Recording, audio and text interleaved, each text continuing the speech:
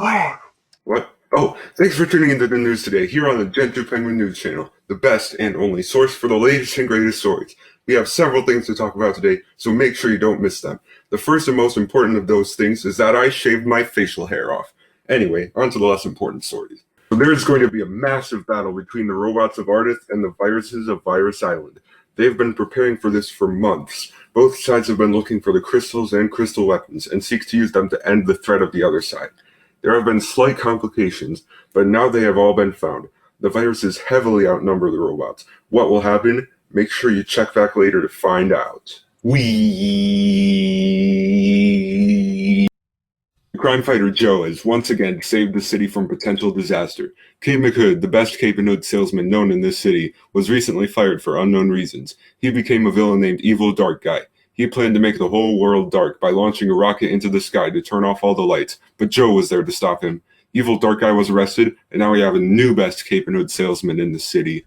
Yeah, look at me. I'm the greatest Cape and Hood salesman the city has. Of course, he could not do this without the help of his trustworthy dog, whose name is unknown to the public. A little known fact about these two is that they used to be very poor, but once Joe found a job that made him enough money, that being crime fighting, they were able to move into a decent home.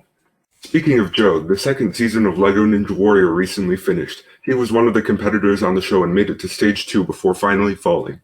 Another competitor also made it to Stage 2 and failed there. Who am I talking about, you might ask? To that I say, I have no clue. The anonymous warrior had destroyed every course he faced, except Stage 2, of course.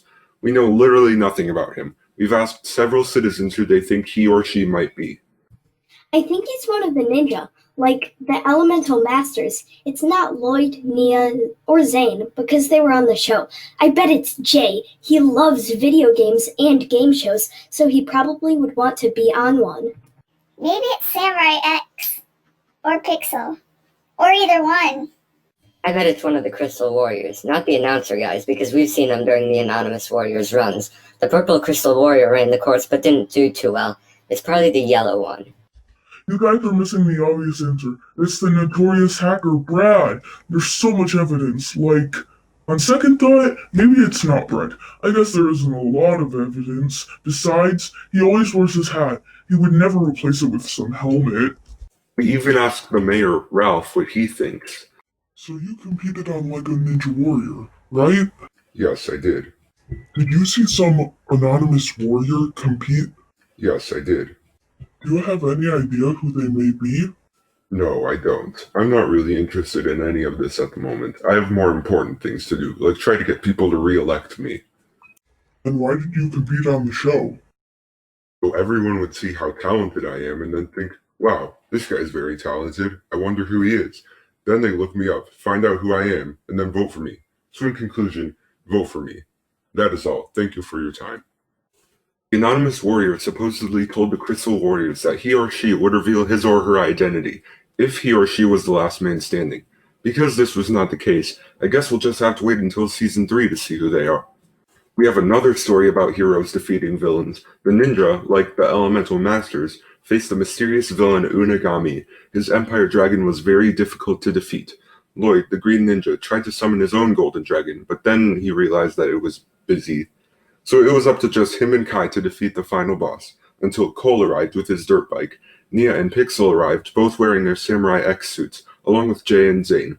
Cole and the Samurai X's held down 3 of the dragon's legs, and Zane froze the other one, keeping it in place. Kai, Jay, and Lloyd faced the villain and defeated him. And we're back with the second half of the robots versus viruses battle thing. I'm not going to tell you what happened because I'm too lazy. I'll have someone else do it. I'm here at the site of the battle, where in a miraculous turn of events, the robots pulled off a stunning victory.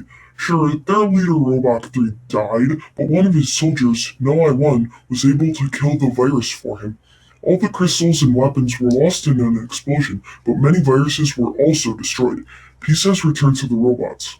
For now. Wow, thanks, Guy, for that amazing coverage. Our final story of the day is about a battle between pirates and astronauts. The two groups met by chance, and a war between them began. But first, the astronauts had to find the pirates again because they forgot where they were, and the pirates wanted to find some treasure.